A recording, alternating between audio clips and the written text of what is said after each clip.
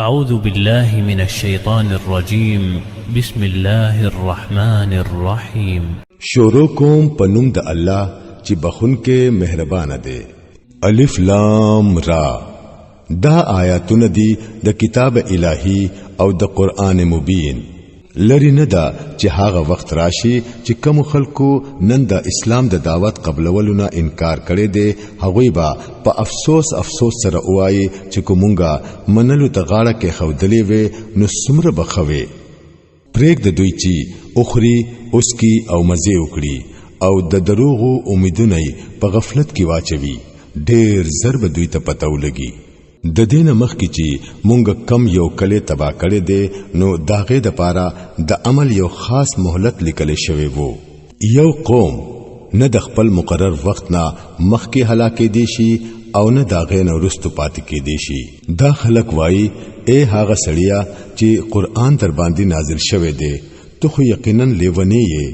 کته رښتینی یې نو مونږ ته مخامخ فرښتې ولی نه راولې. مونږ فرښتې حسین نازلوو، هغوی چې کله کوزيږي نو د حق سره کوزيږي او بیا خلکو له مهلت نور کړی کیږي. پات شو دا ذکر نو دا مونږ نازل کړي دي او مونږه په خپل د دوه حفاظت کوونکیو. اے نبی صلی الله علیه وسلم، مونږ ستانه مخ کی پتیر شو ډېر قومونو کې رسولان لېګلې دي. هیڅ کله داسې ندي شوی چې هغوی ته دی یو رسول راغلی وي او هغوی دی ورپوري ټوخي نوي کړي. د مجرمانو پزړونو کې خمونګه دا ذکر هم دغه رنګي د سخ خوندي ورننه باسو. هغوی په دې باندې ایمان نه راوړي. د پخوا راسي د دې قسمه خلکو هم دا طریقه را روانه ده. کچری مونږه په هغوی باندې د اسمان یو دروازه پرانستلې وي او په هغه کې پرړا ورځ هغوی برختلې هم وي، نو بیا به هم هغوی ویلې چې زمونږ سترګې دوک کیږي، بلکې په مونږ باندې جادو شوی دی. دا زمونږ کارونه دي چې په اسمان کې مو ډېری مضبوطی قلاګانې جوړې کړې او هغه مو د کتونکو د پاره خاصه کړې او د هر شیطان رټل شوی نه مو محفوظ کړې. یو شیطان هم پاغه کې لار نشي مونتلې سیوا د دینه چې سپټه خبره واوري او هر کله چې هغه د سپټي خبرې د اوریدو کوشش کوي نو یو روخانه شغله پاغه پسې ورپسې کیږي. مونږ زمکه خورا کړه، پاغه کې مو غرونه ودرول، پاغه کې مو د هر قسم بوټي ټیک ټیک په مناسب مقدار سره راو خېجول او پاغه کې مو د ژوند د تیرولو سامانونه راجمع کړل. ستاسو د پاره هم او د هغو غنو مخلوقات د پاره هم چې هغوی له رزق ورکون کی تاسو نه یې. هیڅ داسې نشته چې داغه خزانه زمون سره نوي او هر څه چې مونږه نازلوو هغه په یو مقرر مقدار کې نازلوو. بارداری هواګانی مونږ را لېګو، بیا د اسمان نه اوبو راورو او هغه اوبو پتاسو سکوو.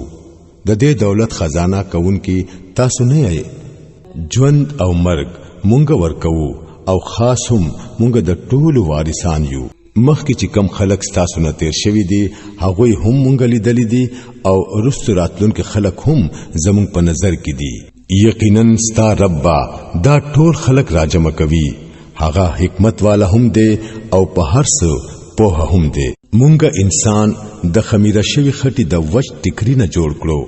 او د دین مخکې مو پیریان د ور د شغلې نه پیدا کړی وو. بیا یاد کړه هغه وخت کله چې ستا رب فرښتو ته وویل چې زه د خمیره شوی خټي د وچ ټکری نه یو بشر پیدا کوم،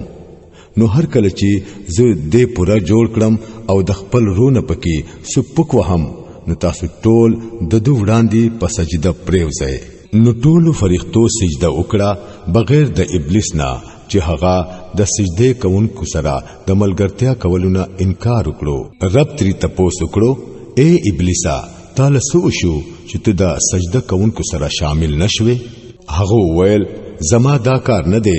چې زه دی هغه بشر ته سجده وکړم چې هغه تا د خمیره شوی خټي د وچ ټکری نه جوړ کړي دی. رب ورته فرمایل خدا نو ته اوزه د دې زینا زکه چې ته رټلې شوی یې او اوس د جزا د ورځې پوری پتا باندې لعنت ته. هغه ارزو کړو زما ربا چې دا خبره ده نو بیا مالا د هغه ورځې پوری مهلت راکړه په کوم ورځ چې با دا ټول انسانان دوباره راپورته کړی کیږي الله او فرمایل خدا تا ته مهلت دی داغه ورځې پوری چې داغه وخت مونږ ته معلوم دی هغه ویل زما ربا لکه څنګه چې تاسو بیلاری کړم دغه شان با او زه پسمک کې د دوی د پاره خشتواله پیدا کوم او دوی ټول به بیلاری کوم بغیر ستاده هغه بندگانو نه چې هغه تا په دوی کې خالص کړی وي الله فرمایل دا لار ده چې سیده ما تر راسي بشک چې زما کم حقيقي بندگان دي پاغوي باندې با ستا وس نه رسی ستا وس خو با صرف په هغه بیلارو خلکو باندې رسی څوک چې ستا پیروي وکړي او دا وی ټول د پاره د دوزخ وعده ده دا دوزخ چې وعده د ابلیس د ملګرو سره شوی ده د دې وو دروازې دي د هرې دروازې د پاره دا غوینا یو حصہ مخصوص کړي شوی ده د دې برخلاف با پرهیزګار خلک په باغونو او چینو کې وي او هغوی ته به ویل شي چې نن وځي دیتا په سلامتیا سره به د سیری او خطرې نه دا غوی په زړونو کې چې سلګ ډیر خړوالي وي هغه به مونږ لري کړو هغوی با په خپل منځ کې رونه شي او یو بل ته به مخامخ په تختونو باندې ناست وي هلته به هغوی نه د مشقت سره مخ کیږي او نه به دا غزين استلی کیږي اے نبی صلی الله علیه وسلم زما بندگانو ته خبر ورکړه چې زه ډیر معاف کونکي او رحم کونکي يم خود دې سره زما عذاب هم ډیر دردناک عذاب دی او دوی ته د ابراهیم علی السلام د میلمنو قصه لګوا وروا هر کله چې هغوی دغه کرا ورغلل او وی ویل سلام دی پتا باندې نو هغه ورته ویل زمونږ ستاسو نه یره کیږي هغوی جواب ورکړو یره ګما مونږ ته د یو ډیر او خيار هلک زیری درکو ابراهیم علی السلام ویل آیا تاسو په دې بډاوالی کې مال زیری راکوي لک سوچ وکړئ چې دا څنګه زیری تاسو مال راکوي هغوی جواب ورکړو مونږ تعالی حق زیری درکو تو نا امید کېګما ابراهیم علیہ السلام اویل د خپل رب د رحمت نه خو صرف گمراه خلق نا امید کې دي شي بیا ته ابراهیم علیہ السلام تاسو کړو اے د الله استادو هغه کار څه دی چې په هغه پسې تاسو تشریف راوړې دي هغوی اویل مونږ د یو مجرم قوم طرف ته را لېږلي شوی یو صرف د لوط کور والا پکې شامل نه دي هغوی ټول به مونږه بچکو بغیر داغه د خزینه چې داغه د پاره الله فرمایي چې مونږه دا خبره مقرر کړې ده چې هغه به پرستو پاتې کې دونکو کې شامل وي بیا چې کله دا استازي د لوط علی السلام کرا ور ورسېدل نو هغه وویل تاسو خو ناشنا خلق معلومه گئے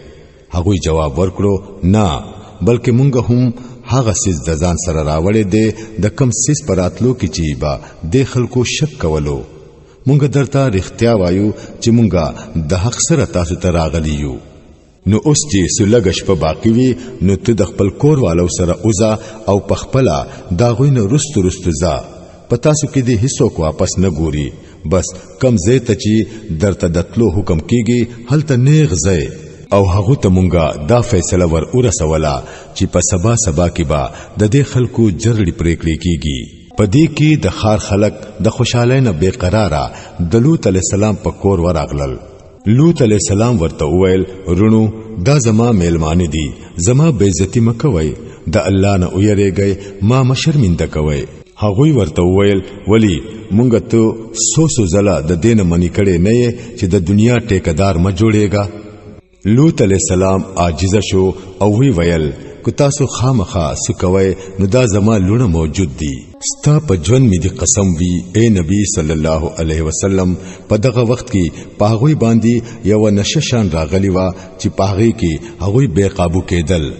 اخر دا چې د سحر درنا د قتل سره هغوی یوې hebatnak چغی را ګیر کړل او مونږه هغه کله په بل مخ کړو او پاغوي باندې مو د پخې خټي د کانو باران اورو په دې واقعیا کې ډېر نخې دي د هغه خلکو د پاره چې د پوهي خاوندان دي او هغه علاقه کمزې کې چې دا واقعیا شوی وا په عامه چلند لار باندې دا په هغه کې د عبرت سامان دی د ایماندارو خلکو د پاره او ایکواله ظالمان وو تو ګورا چې مونږه دا غوینه هم بدل واغستلا او د دې دوانو قومونو ورانی علاقه په لوی لار کې دي. د هجر خلکو هم رسولان دروغ ګڼلی وو. مونږ خپل آیاتونه هغوی ته راولېږل، خپل نخې مو هغوی ته وښودلې، خو هغوی به د ټولو نه مخونه اړول. هغوی به غرونه راکنستل او کورونه به پکې جوړول او بالکل بے یری او مطمئن وو. اخر دا چې د سبا کې دو سره هغوی یوې زبردستی دماکې راګیر کړل او دا هغوی ګټه دا هغوی هیڅ پکار را نغلا. مونږه زمکا او اسمان او د دې په منځ کې دا ټول سيزونه د حق نه بغیر په بل څه بنیاد باندې ندي پیدا کړي او د فیصله وخت خامخا راتلون کې دی. نو اے نبی صلی الله علیه وسلم ته د دې خلکو د ناپوهتیا کارونه په شرافت سره معاف کوا. یقینا چې ستا رب د ټول خالق دی او په هر څه پوهه دی. مونږ تعالی و داسې آیاتونه درکړي دي چې بار بار د لوستلو لایق دي او قران عظیم مو درکړي دي. ته د دنیا هغه سامان ته مګورا کم چې مونږه په دوی کې مختلفو خلکو لور کړی دي او ما د دوی په حال باندې خپل زړه سخفغان راولا. دوی پرېږدا او د مؤمنانو طرف ته اوګخ کتکړه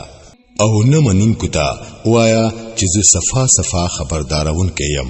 دا هغه شان خبردارې دی لکه څنګه چې مونږه هغه ډلبازو خلکو ته ور کړې وو چې هغه خپل قرآن ټوټه ټوټه کړي دي. نستا پر رب می دی قسم وی چې مونږ به ضرور د دوی ټولو نه تپوس کوو چې تاسو څه کول. پس اے نبی صلی الله علیه وسلم د کم سیس چې تا ته حکم کیږي هغه پخکارا وایا او د مشرکانو هیڅ پروا ملرا. ستا د طرف نه مونږه دا غټوکو کوونکو خلکو د خبر اغستلو د پاره کافی وو چې هغوی د الله سره بل خدای هم جوړوي.